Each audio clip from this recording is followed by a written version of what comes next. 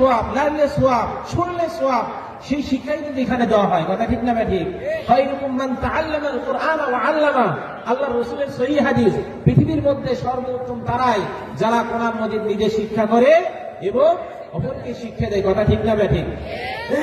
সম্মানিত হাজিরিন, আল্লাহ রাব্বুল আলামিন আমাদেরকে দয়া করে মায়া করে, তো আমাদের মধ্যে কিছু শ্রেণীর লোক আছে, এরা বলে মাদ্রাসায় করে কি হবে? কি বলে? মাদ্রাসায় করে কি হবে? তোমার ছেলেকে ডাক্তার বানাও, তোমার ছেলেকে কি বানাও? ইঞ্জিনিয়ার বানাও। দেখবে যে অনেক টাকা পয়সা, অর্থ সম্পদ কি করবে? কামাই করবে। করে কি করবে? তুমি ইঞ্জিনিয়ারের বাবা হবা, তুমি কি ডাক্তারের বাবা হবা। গ্রামের মধ্যে, মহল্লার মধ্যে, এলাকার মধ্যে নাম হবে অমুকের বাবা, অমুক ডাক্তারের বাবা। কথা ঠিক না ব্যাটি? তো দুনিয়ার ডাক্তারের বাবা হতে চায় না আখেরাতের ডাক্তারের বাবা হতে চায়? অনেকে আবার বলে মাদ্রাসায় কারা পড়ায়? যাদের কামাই কাজে কম, টাকা পয়সা নেই, এরাই মাদ্রাসায় পড়ে। আর মাদ্রাসায় পড়ে কি ভাত পাবি কে রে? কথা ঠিক না ব্যাটি? আরে ভাই বলেন তো, ভাত কখন খাবি হুজুরেরা? বিরিয়ানি খাইয়ে তো শেষ করতে পারে না। কথা বলেন ঠিক কিনা? তো যারা এগুলো কথা বলে কারা? যারা আলেমদেরকে দেখতে পারে না, যাদের ভিতরে জ্বালা পোড়া হয়, আলেমদের হাঁটা চলাফেরা উঠবস এগুলো দেখলে জ্বালা পোড়া হয়, তারাই একমাত্র আলেমদের বিরোধিতা করে। কথা বলেন ঠিক কিনা? ওই মুসলমান দাঁড়াও, তুমি সাথে নিয়ে যাও কোরআন কানি। কথা বলেন ঠিক কিনা? তো আমরা মুসলমান হয়েছি, কিন্তু আমরা ডাক্তারের বাবা হতে চাই, ইঞ্জিনিয়ারের বাবা হতে চাই। এমন আশা করি যে সন্তান এত বড় ডিগ্রি অর্জন করে আমার সন্তান আমাকে সালামও দেয় না। কথা ঠিক না ব্যাটি? কিন্তু আমাদের এই মাদ্রাসার লাইনে লেখাপড়া করলে, পড়াশোনা করলে দেখবেন যে এই সন্তান, আপনার আমার সন্তান যখন বক্তব্যে পড়বে, এই সন্তান কিন্তু কি করবেন? আপনাকে সালাম দেবেন। কারণ এখানে সুশিক্ষা দেওয়া হয়, তোমার বাবাকে সালাম দাও, আসসালামু আলাইকুম ওয়া রাহমাতুল্লাহ। কথা ঠিক না ব্যাটি? কিন্তু আপনার আমার সন্তান মাস্টার্স পাস করলো, অমুক পাস করলো, কিন্তু সালামও আশা করা যায় না। কথা ঠিক না ব্যাটি?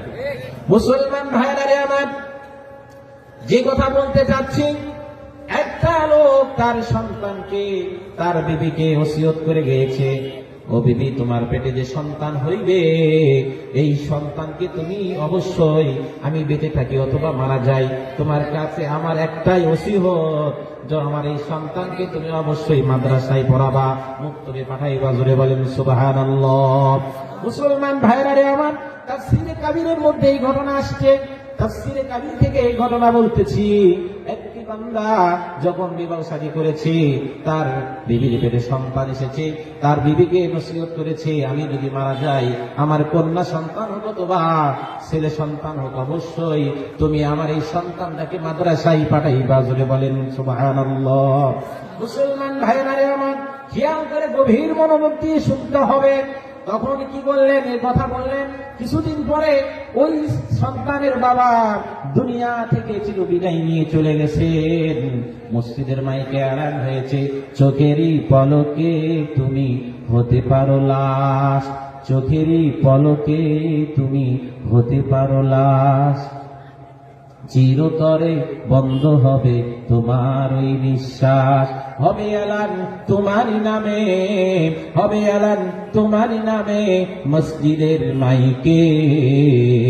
বাড়িওয়ালা নাই রে বাড়ি, নাই রে দুনিয়াতে, বাড়িওয়ালা নাই রে বাড়ি, নাই রে দুনিয়াতে। কথা বলেন ঠিক কিনা?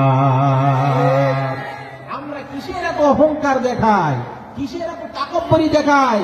দুনিয়ার সম্পদ, টাকা পয়সা, অর্থ কিছুই আমার আপনার কাজে আসবে না যদি আপনার আমার সন্তানকে যদি মাদ্রাসামুখী বানায়, ইলমে দ্বীন যদি শিক্ষা দেয়, তাহলে ওই সন্তান আপনার আমার জন্য কবরের পাশে গিয়ে এবং রব্বির হামহুমা কামা রাব্বায়ানি সগীরা এই দোয়া পাঠ করবে।